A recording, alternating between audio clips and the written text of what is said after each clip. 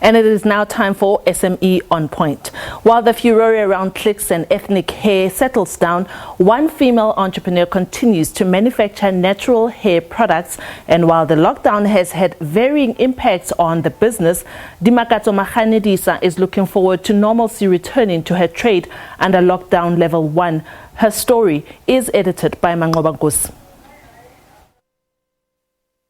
When she struggled to find the perfect products to grow and maintain her own natural hair, Dimakatso Maganedisa headed to her kitchen, rolled up her sleeves, and started her own product. I tried the stores.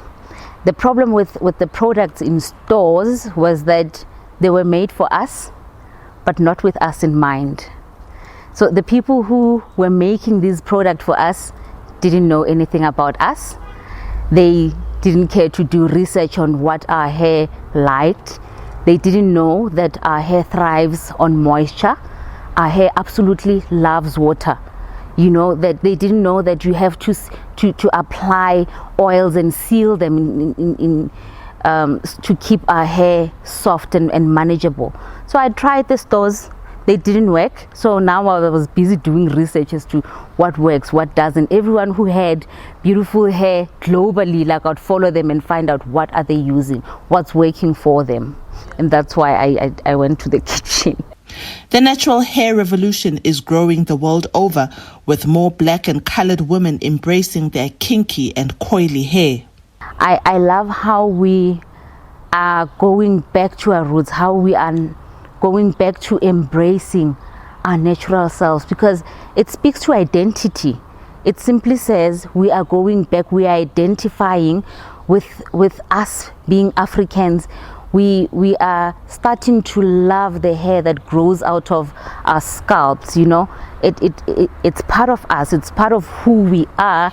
Maganedisa says the lockdown level 5 saw sales spiking with more people being homebound, but with time, people's income was affected, which impacted negatively on business as well.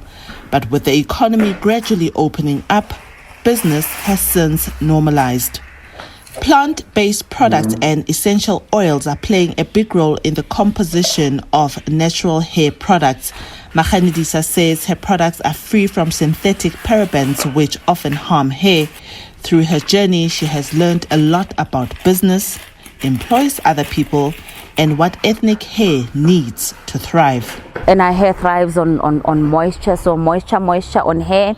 Seal that moisture with a butter that's got heavy oils, and use a good shampoo. And then you can go extra miles, like with any other thing, if you really want that quality. Deep condition once a week, you know. Don't wear your cotton dukes at night, you know. Try to find a silky one to wear at night.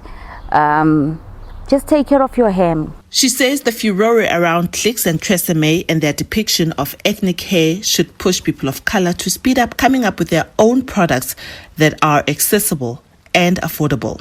Let's start our own businesses. Let's make sure that products are all over for black people. Let's make them accessible. Let's make them affordable so that everyone can afford to wear their hair in its natural state.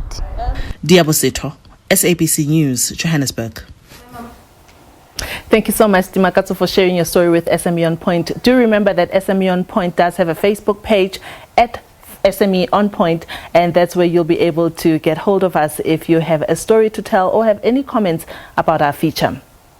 With the country heading to level 1 of the lockdown, the economy opening up further, so now the battle for customers and market share is going to intensify.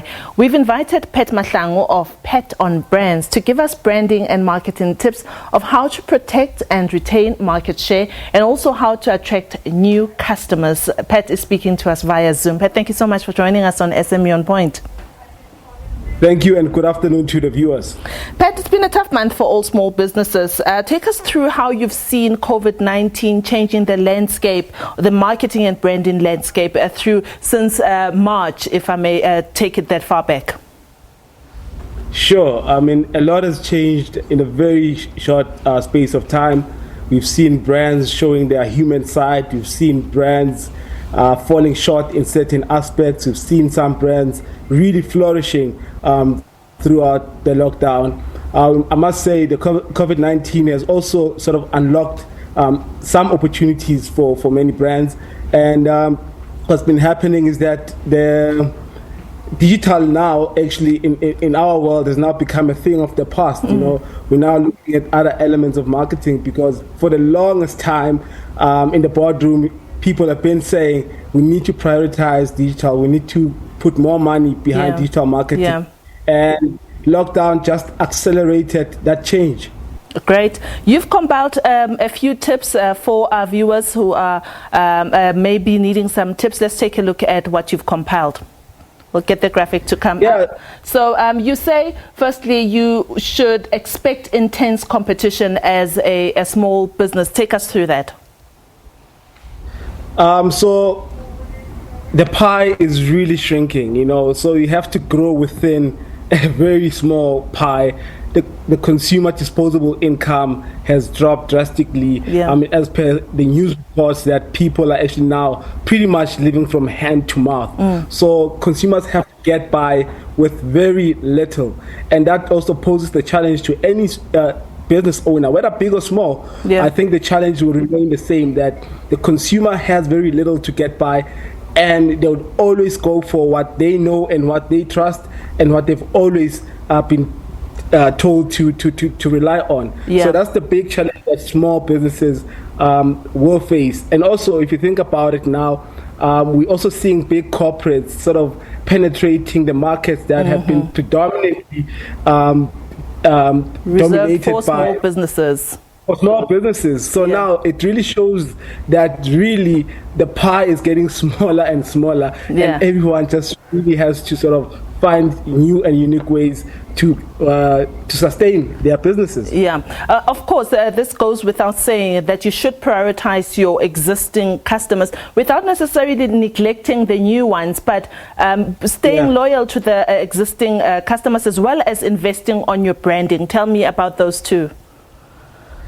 Absolutely. I mean, in marketing, we have this adage that says it costs 5 times more to acquire a new customer than to keep an existing one. So that's pretty much the basis of this point, that you really need to invest the customers that have been sort of loyal or have been supporting your business, so that you can sustain your business. I mean, getting new customers is expensive. You know, you'll have to do a lot of convincing. You have to spend money to create brand awareness and ultimately be able to convert. Whereas it's easier to sort of reach out to existing customers that already know your brand, are familiar with your brand, and all you have to do is to really sort of provide more value to those customers. And of course, investing on your branding, meaning that you have to put a little bit more money on your brand being visible, being known to your existing and new customers. Yes, absolutely. I mean, a lot of small business owners refrain from spending money in marketing and building a strong brand. But in times like these, actually, yesterday I was listening to some interview. One of the executives at Woolies sort of said the reason why they've been able to sort of keep going and growing, particularly even with the food business, is that they have a strong brand. So in times like these, a brand becomes an asset. It's not something that you just on it. Absolutely, and what small business owners really need to do is to invest, not heavily, because obviously they don't have money, but reasonably, to do that. Invest reasonably. But reasonably so, yes. And that will see them sort of seeing results in the long run. Also, building a brand is not a once-off event. It's a continuous thing. Pat, before I let you go, in just 1 minute, if you could just give us your thoughts behind collaborating with SMEs. I've seen how this has worked with a lot of businesses. What are your thoughts? Collaboration is the new competition, they say. So really, I mean, if you are not strong at something, you have to find a partner that's good at it. So that, one, it saves you time, it saves you resources, and also you don't have to make mistakes that you could have easily avoided by partnering with someone that's already doing this. Pat, thank you so much for your insights. We really appreciate you on SME On Point. Thank you very much for your time. That was Pat Mahlangu of Pat Brands, and he was giving us his thoughts on branding and marketing. Remember that we are moving on to level 1 next week, and you want your business to be, moving with the times. You don't want to be stuck in the old times of doing or old way of doing things. So we will be putting up this version of SME on Point on our Facebook page, which is at SME on Point. This is all from us for this week, but next up is Nastasia Aronsa, and she has Books on Point.